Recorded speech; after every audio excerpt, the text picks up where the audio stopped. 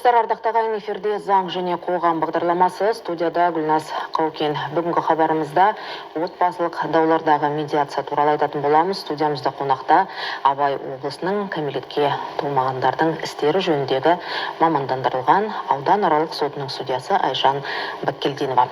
Айжан ханым, студиямызға қош келдіңіз. Қош көрдік. Енді алғашқы сұрағым, қазіргі таңда сот жүйесіндегі ең басты міндеттемелердің бірі ол жаңағы медиация, медиацияны дамыту, жалпы медиация институтын дамыту. Түсінік бере кетсеңіз, енді көрермендерге түсінікті болу үшін біреу біледі, біреу білмейді деген сияқты. Жақсы, саламатсыздар ма, құрметті көрермендер. Енді медиация заңының мақсаты негізі дауларды баламалы түрде жанжалды татуласу рәсімін шешу. Бұл өте қолайлы заң.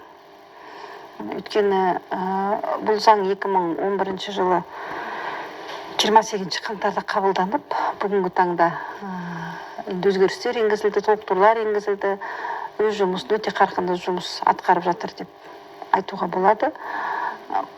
Бұл бітімгершіліктің дауды аяқтау, бұл адамдардың бір-біріне деген қарым-қатынасын жақсарта түседі.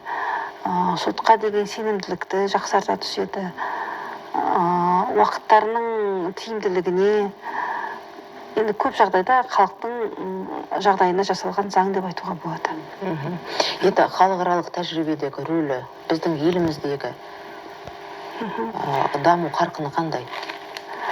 Енді осы медиация заңының Қазақстандағы халықаралық деңгейдегі рөлі өте жоғары деп мақтанышпен айтуға болады.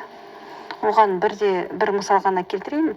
Осы 2020 жылдың қыркүйек айында Мәскеу қаласында Қазақстан, Ресей медиация институтын дамыту және тәжірибесін мен бөлісу атты екінші халықаралық семинар өтті. Бұл семинарға халықаралық болғаннан кейін әр елден заңгерлер, сот саласының адамдары, адвокаттар, білікті медиаторлар қатысты. Енді ол Кипр, Перу, Түркия, Ливан, Үндістаннан келіп қатысты. Сондағы енді бір сол форумда халықаралық заңгер және халықаралық деңгейдегі білікті медиатор Кристина Арзумовна өз сөзінде былай депті, мен оқып берейін. Дауларды және ауырлығы шағын немесе орташа қылмыстық істерді шешу барысында медиацияны қолдану тәжірибесін Қазақстаннан үйренуіміз қажет. Себебі Қазақстанда медиация институты белсенді түрде дамып жатыр деп айтқан. Енді осының өзінен ақ бізде Қазақстанда медиация институтының қарқынды дамып халықаралық деңгейден жоғары шығуының өзі бұл мақтаныш деп айта аламын.